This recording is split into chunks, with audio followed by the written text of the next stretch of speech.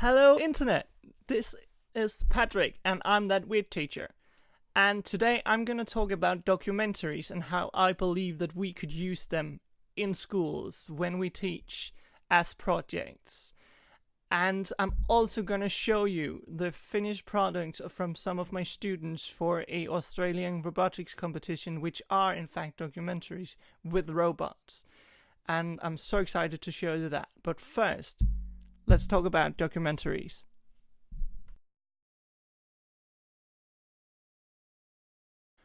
For me, documentaries are pretty much just another way of presenting your knowledge.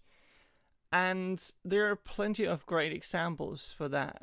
And they are often theme-based, so it fits very well with subjects in school where you work in themes. So it's just about really getting the ideas. I see it used very well in very knowledge-based subjects like history, geography, biology, science. Maybe even in language classes if you are working with the culture of a specific country. Then you can do the work in the language and then present in the language and still have worked with the culture. It's kind of a cool way of not just sitting around talking about it or doing the piece of cardboard and then talking out from pictures or maybe a PowerPoint presentation. It gets boring pretty quickly, but this way you can have fun with it. You can do crazy things and still show that you have done your work and you really know what this is all about. So I think it's a way we should kind of think about incorporating in our teaching. I would really like to hear if anybody has already done this. Comments, find a way to connect to me. I don't really know how YouTube works that well yet, hopefully. But I really want to hear if you've done something cool in school, if you have done, even if you're a teacher, if you're a student, I don't care. I want to hear about it because I want to kind of get ideas on how to incorporate this because I see a huge potential here, which is why I'm mentioning it. And yeah, but what do we learn?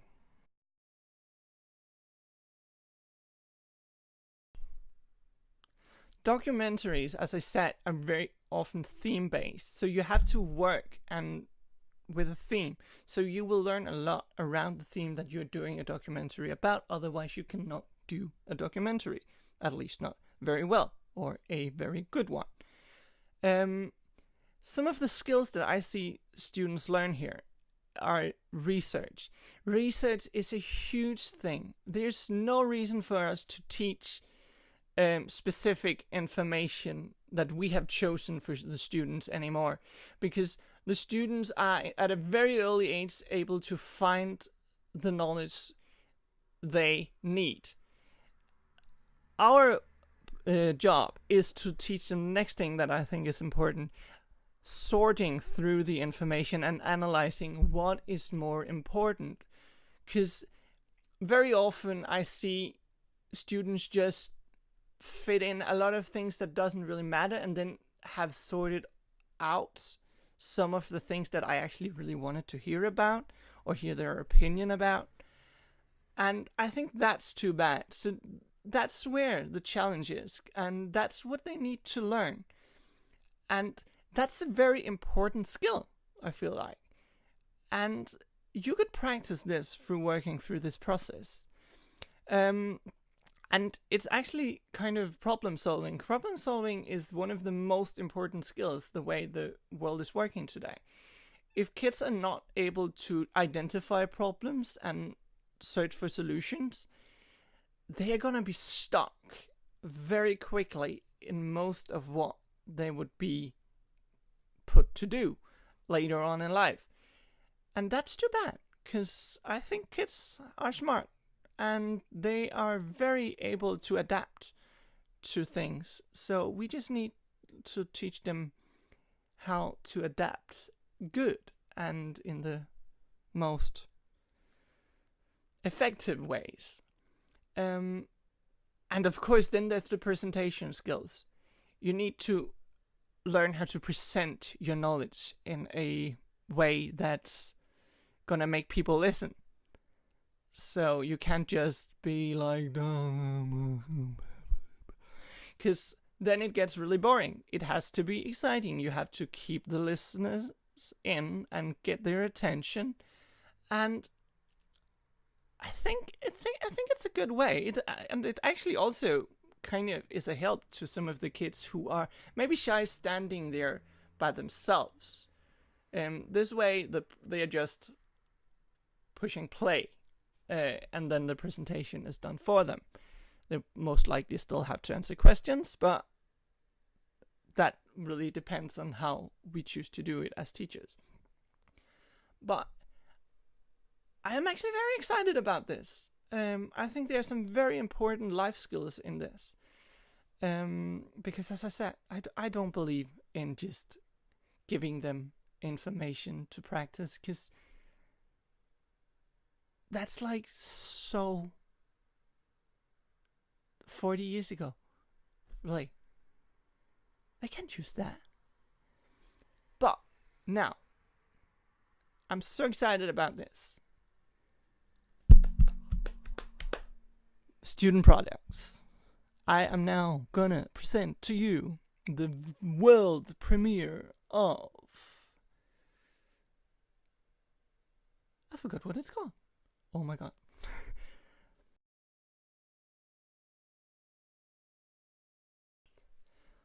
Both the videos I'm gonna cut in here is meant for the competition called Wide Bay Robotics and Coding Challenge, which takes place in Bundaberg, Australia. I met the woman behind it 2 years ago. It's this amazing event. It's still very small, but it's, in my opinion, it has to grow big. That's why I'm gonna do an entire video devoted to that later on. But today I'm just gonna present the videos my students have made for the category called Documentary, which is one of the two categories we are able to participate in since we are not in Australia. But it works in the way that they make a documentary, they do the research, they plan the scenes, and they do the coding, because in this kind of documentary, it has to be robots playing the major parts. I think it's like 80% of the videos should be robots. My students are choosing to have robots all the time, because that way you're on the safe side with the 80%. But it's very cool to see how the students work through this, because they identify small problems, they adjust, they find the solutions to make things work, and you don't even have to say much. Of course, it's a very hard and time-consuming thing to throw yourself into, like most other competitive events, but I think it's worth it. So I hope you will like it, or them. The first one is called Sugar Beet Sugar, and it's about sugar beets becoming the sugar we use in our daily routines. I actually don't know if that's the most normal kind of sugar in the rest of the world, but it's very common here in Europe. And it was very fun, and I want you to notice that there's some scenes where the students have the robot drive in and drop things at specific places.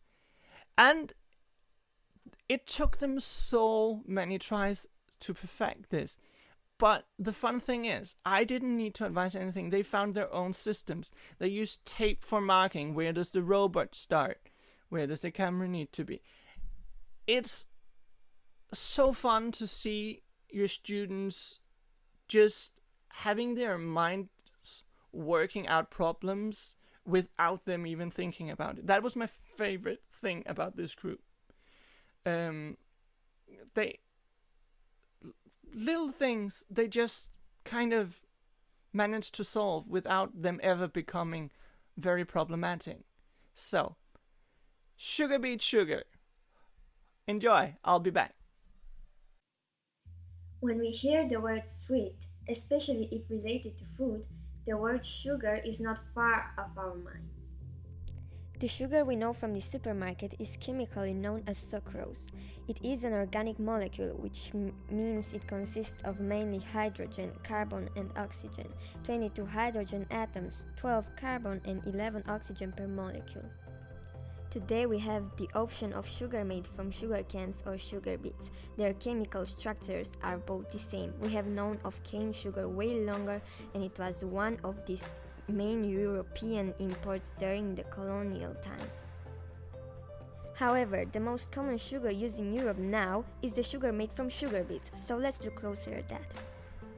It started when the chemist Andreas Sigismund Marggraf discovered that the beets contain high contents of sugar. This discovery led to research and experiments to figure out how to research this knowledge. At the start, it was Germany leading the process. Then came the Napoleon Wars, where Napoleon closed off the import in 1806, causing the price of sugar to rise since most sugar sold was importing cane sugar. This made the beet sugar industry very profitable to look into, and France joined Germany in the development. When the Napoleon Wars ended in 1815, cane sugar once again became easily available and Germany closed a lot of factories, but in France they continued to develop an idea of beet sugar, and through science became so good that Germany and lots of other countries joined the industry during the 1830s. When Sigismund presented his idea of getting sugar from beets, they only contained 3% sugar. Over the years, science has helped heighten that through crossing different beet species and evolving new ones. Through years of this process, a sugar beet now contains around 18% sugar, 6 times the original amount. Growing the sugar beets, the farmer plants the seeds in the start of April. For the first month, the farmer takes care of the fields a lot, but from around the beginning of August, the beets and fields are mostly left alone until they are harvested in the start of October. When harvesting sugar beets, the tops are first cut off by a large machine and only then pulled up the ground and sent to the sugar factories. At the sugar factory, the beets are first washed, weighed, and washed again. Then they are sliced in a specific way to make sure they don't fall into big lumps when they enter the diffusion machine. In the diffuser, the sugar beet slices are driven up through a pipe where it is met by water heated to a temperature of 70 degrees Celsius, which pulls the sugar out of the beets. The leftover beet slices are dried and used as animal feed. The juice with the mix of sugar and water that leaves the diffuser is called raw juice. After this, raw juice goes through carbonizing. Here, carbon dioxide is pumped through the juice. This creates a layer of chalk on any unclearness, making them large enough to filter away. Now we are left with what is called the thin juice. Now the juice is boiled. It is boiled under pressure so that it can be done at a lower temperature at about 80 degrees Celsius. If it was done at a higher temperature, the sugar would be caramelized and we would be left with an unusable brown liquid. During the boil, the juice is led through different chambers as the sugar level rises. In the first, the sugar content is about 16%, and in the last, about 67%, and the sugar will have started to crystallize. We are now left with a thick juice. The sugar crystals in a thick juice is pulled out by using a centrifuge, leaving us with the crystal sugar we know from the supermarket. The leftover juice is also used for animal feed, so none of the sugar beet goes to waste. After going through the entire process on the factory, they are also able to make different products like normal crystal sugar, syrups, powdered sugar, and more. All of these products that leaves the factory is used in the production of a lot of other food items we buy at the store, like bread, sauces, and candy, and it all starts with a bit in a field.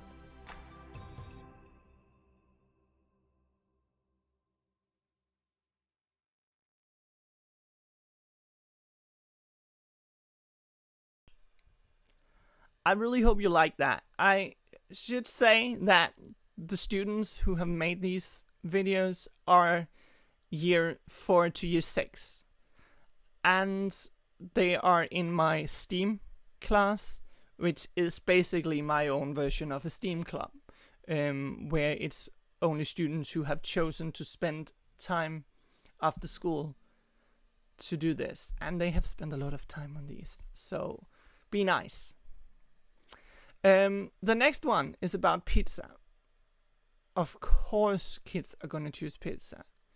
I think if I hadn't stopped the other group, it would have been 2 pizza documentaries. In this case, I really like the idea that they used 2 different line following programs, and that they, for a ship, used one that was very wavy. So it's simulating a boat on water, fitting the scene they made. This group had a lot of great creative ideas, and just like the other group, I'm very proud of the result. And I can't really wait for you to see it. So let's play. There are literally thousands of varieties, thick and thin, small and large, the classic and the more exotic.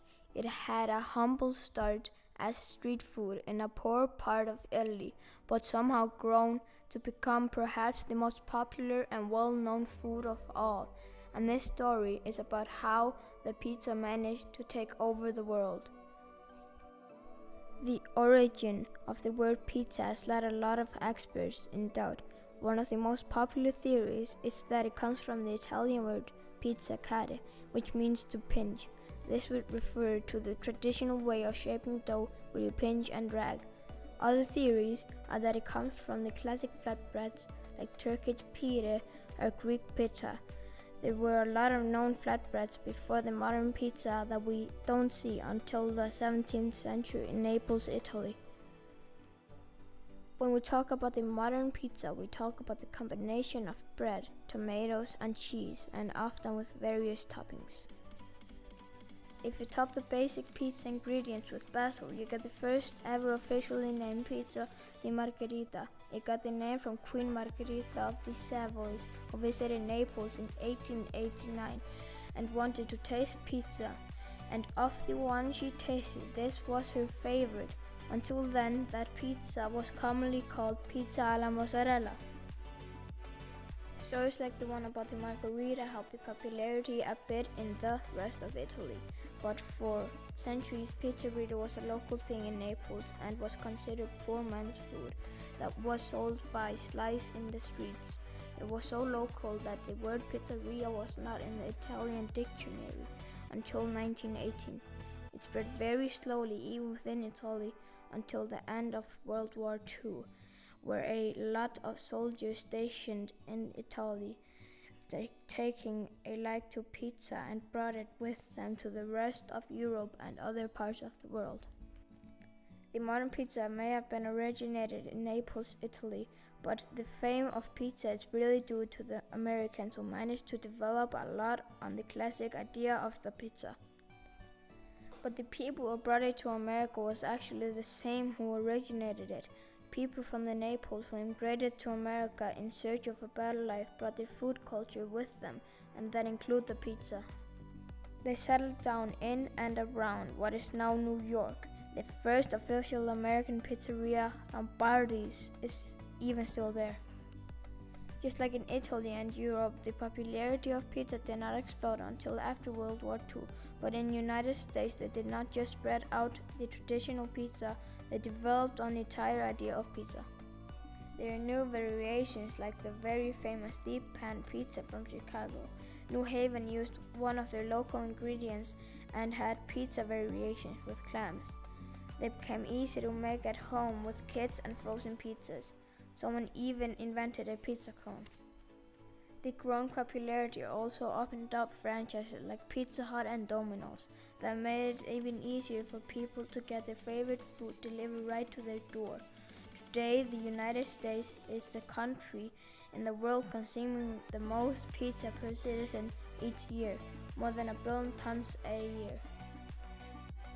Experts think that one of the main reasons that pizza has become so popular is that with the unlimited possible toppings, pepperoni is being by far the most popular in the world. It is easy to fit any one person's taste and any food culture. Maybe that's why America was where it managed to develop so much, since the people living in the United States for the most part has roots all over the world, making it a country with a lot of different food cultures.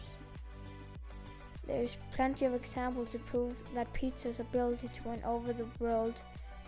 Pizza was the first Western food trend to find its way to the Soviet Union, and during a huge famine in North Korea in the 90s, the leader of the country had a personal pizza baker flown in from Italy. So even in the most closed of places and countries, the pizza is known and loved. Without becoming political, it truly managed to take over the world, and because of its flexibility, there is something for everyone.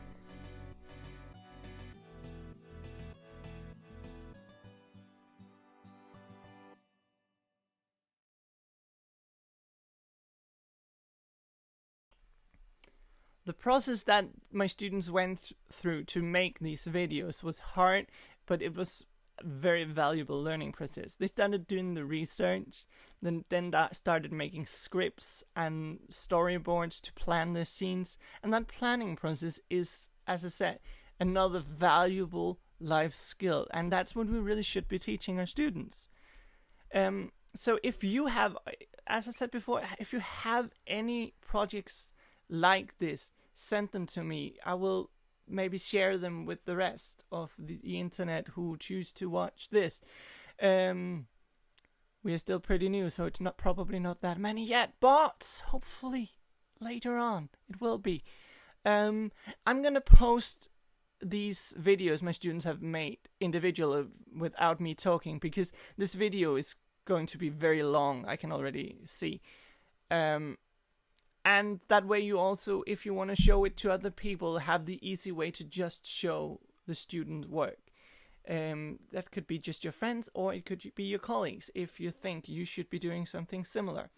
And keep your eye out for the video I'm going to make about the White Bay Robotics and Coding Challenge in the future, because you really should look into it. But guess it's time for me to say goodbye. Let's go make some mistakes.